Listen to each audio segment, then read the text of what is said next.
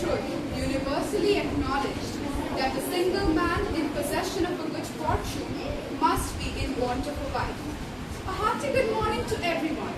Myself, Ashide from class 8A. On this occasion of World Book and Copyright Day, I stand here to battle on my favorite book. Pride and Prejudice by Jane Austen is an iconic classic with over 17 movie adaptations to it.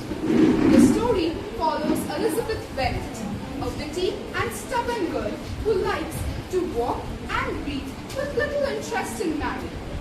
She appears natural, with mud on her dress hem, open hair, and a disheveled self. On the other hand, Mr. Darcy is a prim and proper gentleman who hates dancing and loves poetry.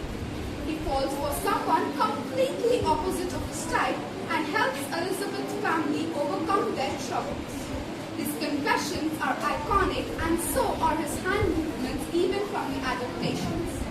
Their story, from deep pride and hatred to quarrels and love, is what makes this story truly unforgettable, witty, and a timeless classic. I would like to conclude with my favorite quote from the book, which is, "I could easily forgive his pride if he had not mortified me." Thank you and have a great day. Good morning, teachers, my dear friends. Today I want to tell about a very interesting book that I read. The Review of the Hall of Three by Edwin Blyton is a mystery storybook about Nick and Kate. They live with a cruel aunt and weak Uncle Charlie. They later become friends with Flora and the dog Russet. They hatch and they together have ingenious plans to escape. I love this book because it is very exciting. It keeps me curious all the time. I think others read this too because it is fun, adventurous, and also full of suspense. मैं हर्षिका मंडल कक्षा 7 की छात्र आप सबों के सामने महान लेखक मुंशी प्रेमचंद की एक प्रसिद्ध कहानी दो बैलों की कथा पर समीक्षा करने जा रहे हैं। मुंशी प्रेमचंद एक महान लेखक, उन्होंने अपनी कहानियों उपन्यासों के माध्यम से मानवता का संदेश देते हैं। उनकी लिखी गई एक प्रसिद्ध कहानी दो बैलों की कथा, जिसमें हीरा और मोती नामक दो बैलों की वफादारी, ईमानदारी और स्वतंत्रता का संघर्ष को बताया गया। दोनों बैलों अपने मालिक झूरी के प्रति वफादारी निभाते, जो आजकल मनुष्य में बहुत कम पाई जाती है। लेखक यह संदेश देना चाहते हैं कि समाज कितना ही अन्याय करे, अंत में दृढ़ संकल्प और एकता की जीत होती है। पशु भले ही मूर्ख है, लेकिन उन्हें भी प्यार चाहिए, जिसके लिए कई यातनाएं हुए क्यों न सही। धन्यवाद। मैं आर्यन विभूति कक्षा सिस्टम का छात्र आपको विश्व पुस्तक दिवस की शुभकामनाएं देता हूँ। जैसा कि हम जानते हैं, पुस्तकें हमारे जीवन में बहुत महत्वपूर्ण भूमिका निभाती हैं। यही हमारे सच्चे साथी और पथ प्रदर्शक हैं। पुस्तक हमारा मार्ग प्रशस्त करते हैं। मैंने भी ऐसी एक पुस्तक पढ़ी, स्वामी विवेकानंद, जिसने मेरी सोच में क्रांतिकारी परिवर्तन ला दिया और मैं उनके सिद्धांतों से बहुत प्रभावित हुआ।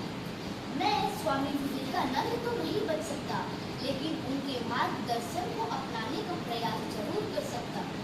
अतः मैं आपसे आग्रह करता हूँ कि आप भी ऐसे प्रेरणादायक पुस्तकें पढ़ें। धन्यवाद। গোয়েন্দা গল্পের অর্থ হলো একটি বুদ্ধিমান গোয়েন্দা একটি রহস্য এবং টান উত্তেজনা এবং শেষে চমকপ্রদ সমাধান। নমস্কার, আমি আরোহী দত্তমণি 7ম শ্রেণীর ছাত্রী।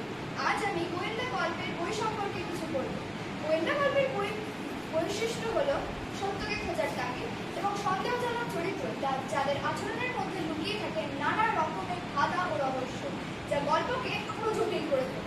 গোয়েন্দা গল্প পড়তে বেশ মজার ও রোমাঞ্চকর লাগে। এর মধ্যে লুকিয়ে থাকে নানা রকমের ধাঁধা, যা পাঠকেরা মাঝে মধ্যে সমাধান করার চেষ্টা করে। একজন গোয়েন্দা বা তদন্তকারী নানা রকমের টুইস্ট ও সাসপেন্সের মধ্যে দিয়ে একটি অপরাধ যেমন খুন, চুরি ইত্যাদি রহস্য খুঁজে বার করেন এবং সকলের সামনে আসল অপরাধীকে চিহ্নিত করেন, যা পাঠকদেরকে অবাক করে দেয়। সত্য সত্যজিৎ রায়ের ফেলুদা ব্যাগ হচ্ছে খুবই দুটি জনপ্রিয় গোয়েন্দা গল্পের বই।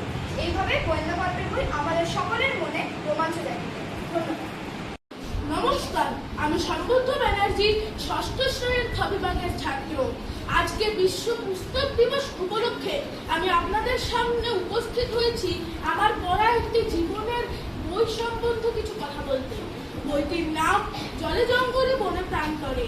এই বইটির অনুবাদক হলেন শ্রী অলোক চট্টোপাধ্যায়। সবুজের গভীর আবরণে মোড়া এক রহস্যময় জগৎ। সেই জঙ্গল যেখানে প্রতিটি শব্দ, প্রতিটি ছায়া যেন নিজস্ব এক গল্প বলে। এই বইটি সেই অজানা রহস্য দরজা খুলে দেয় পাঠকদের সামনে। এই বইটির প্রত্যেকটি সংকলনের প্রত্যেকটি রচনা বাস্তবতার মাটিতে দাঁড়িয়ে যেন এক জীবন্ত অভিজ্ঞতার ছবি। বনবাসীদের সংগ্রাম, তাদের ভয় ও সাহস, প্রকৃতির সাথে তাদের বন্ধন আর তাদের নিস্তব্ধ নিঃশব্দ সহাবস্থায় এই বইটিকে সংবেদনশীল এবং সুন্দর করে তোলে। এই বইটি আমার কাছে একটি হৃদয়স্পর্শী বই। এই বইটির কোথাও কোথাও হিংস্র পশু, কোথাও বা সুন্দর পাখি, কোথাও বা ঘন জঙ্গল পাঠককে বইয়ের ভেতরে ভাঙিয়ে নিয়ে যায়। এই বইটির ভাষা খুবই সহজ, কিন্তু তার মধ্যে আন্তরিকতা রয়েছে যা পাঠককে বইয়ের গভীরে ভাবে ভাবতে বাধ্য করে। যদিও কোথাও কোথাও ভাষার সৌন্দর্য বৃদ্ধি পেলে বইটি পরিমার্জিত হতো, তাও এর সরলতাই হলো এই বইটির আসল স্বকীয়তা, যা আমাকে বিশেষভাবে জীবন এবং বনবাসীদের প্রতি প্রভাবিত করেছে।